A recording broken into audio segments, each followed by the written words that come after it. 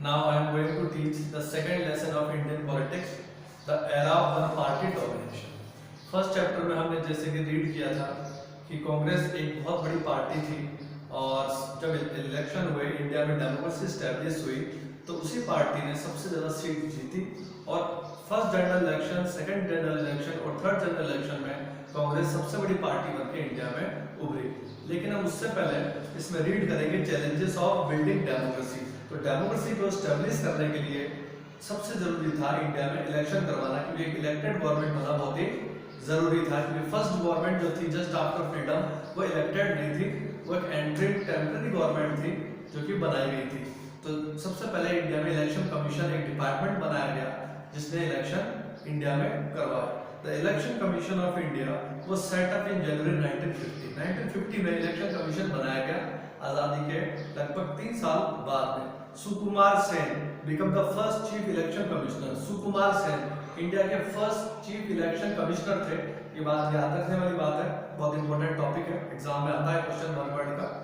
Second point, at the time there were 17 crore eligible voters who had to be elect 3200 MLAs and 489 members of Lok Sabha। ये बहुत important point है कि जब first election India में हुआ उस time पे 17 करोड़ एलिजिबल वोटर्स थे और उनको कितने एमएलए सिलेक्ट करना था, क्योंकि उस जमाने में जब ये फर्स्ट इलेक्शन हुआ तो एमपी और एमएलए साथ साथ इलेक्शन हो रहा था, सभी स्टेट्स का और पार्लियामेंट का इलेक्शन साथ साथ हो रहा था। 3200 MLAs and 489 MPs of Lok Sabha ये लोगों को इलेक्टेड करना था। लेकिन सबसे बड़ी प्रॉब्लम क्या थी कि लोग एजुकेटेड नहीं थे, उनकी वोटर लिस्ट बनाना। तो इस तरह से इस इलेक्शन के अंदर बहुत सारी प्रॉब्लम फेस हुई। गांव के अंदर लोगों के पास में अपना कोई रिकॉर्ड नहीं था, कोई मार्क लिस्ट नहीं थी उनके पास में, न कोई डेट का कोई रिकॉर्ड था। तो बड़ी दिक्कत हुई इलेक्शन कमीशन को और इलेक्शन कमीशन को एक लंबा टाइम लगा। The election had to be postponed twice and finally had on October 1951 to February 1952. It took 6 months for the campaigning, polling and counting to be completed. 2 bar election को postpone किया गया और ये election अक्टूबर 1951 में start हुआ और फरवरी 1952 में खत्म हुआ। अनुमान लगा सकते हैं कि कितना लंबा टाइम लगा इलेक्शन को।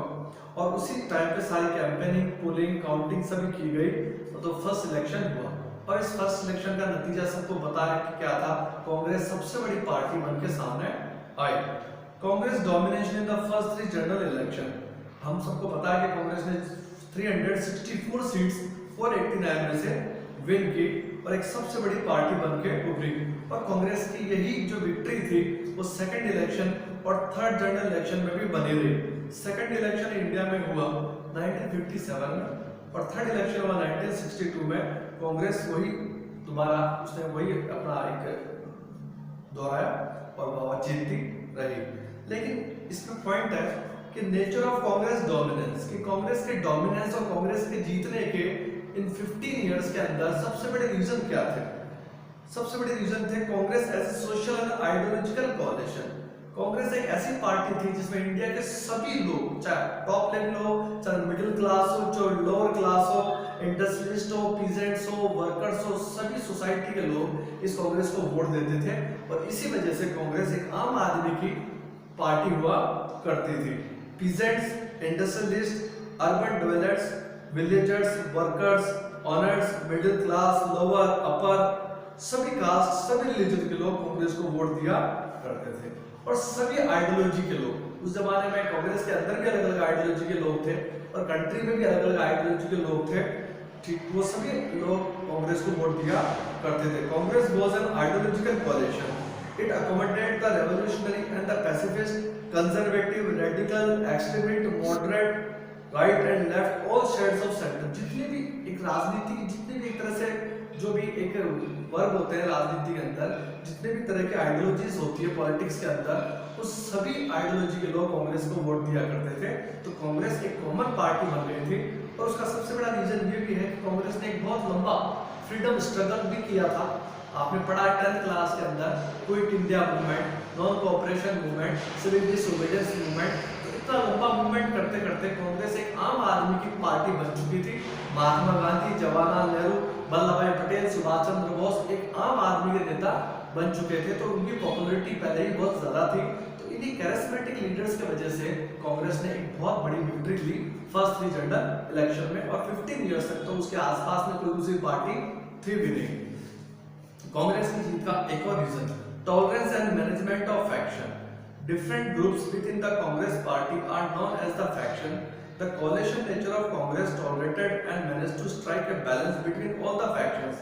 While a few of these factions are based on ideological consideration, most of these were rooted in personal ambitions and rivalries. Congress के अंदर भी बहुत सारे फैक्शन थे। फैक्शन का मतलब होता है गुटबाजी, लेकिन फिर भी कोई भी लीडर कांग्रेस का, चाहे कितनी भी गुटबाजी हो, किसी ने भी कांग्रेस नहीं छोड़ी उस जमाने के अंदर, और कांग्रेस के अंदर रह के ही वो कंपटीशन करते रहे, क्योंकि हम सबको पता है पॉलिटिक्स के अंदर हर लीडर चाहता है उसको टॉप पोस्ट मिले, उसको कैबिनेट पोस्ट मिले। तो ऐसी आइडियोलॉजी, ऐसी फिक्शन और ऐसे सब कांग्रेस के अंदर चलता रहा, लेकिन कांग्रेस रुकी नहीं, कांग्रेस आगे बढ़ती रही। A party having a coalition nature has a greater tolerance of internal differences. It accommodated the ambition of all groups and individuals. Even if a group was unhappy with his position for power sharing in the party, it recommended and fought within the party rather than leave the party and become a opposition. Party के अंदर जो भी leader थे, individual हो चाहे group हो, किसी ने भी अपनी पार्टी नहीं छोड़ी और पार्टी में रह के ही उन्होंने अपने लिए काम किया। यस, लास्ट पॉइंट है emergence of opposition parties. India had a number of political parties at the time of independence. Some of these had came into being even before first general election 1952. All these opposition parties succeeded in gaining only a token representative in the Lok Sabha and state assemblies during this period. Some of these parties played an important part in the politics of the country in the 60s and 70s. बहुत सारी parties जो थी वो कांग्रेस के अलावा opposition parties थी, लेकिन वो सिर्फ एक टोकन रिप्रेजेंटेटिव्स था और बाकी उनकी कोई भी लोकसभा में उनकी कोई बड़ी स्ट्रेंथ नहीं थी, तो कांग्रेस को चैलेंज करने वाला कोई भी नहीं था। तो सेकंड चैप्टर में हमने पढ़ा, पॉइंट्स एक बार फिर से रिपीट कर देता हूं मैं। Yes, challenges of building democracy, development of election commission, Congress domination in the first 3 general election, nature of Congress dominance, tolerance and management of faction and emergence of opposition leaders. तो एक छोटा सा लेसन है, बहुत इजी लेसन है, आप इसको repeat करके, आप इसको रीड करके इजीली भी समझ सकते हैं। इसके कुछ क्वेश्चन आंसर हम आपको बता देते हैं।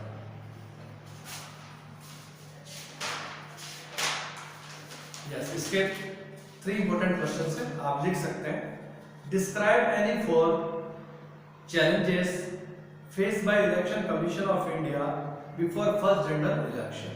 मैं एक बार वापस रिपीट कर देता हूँ। Describe any 4 challenges faced by Election Commission of India before first general election.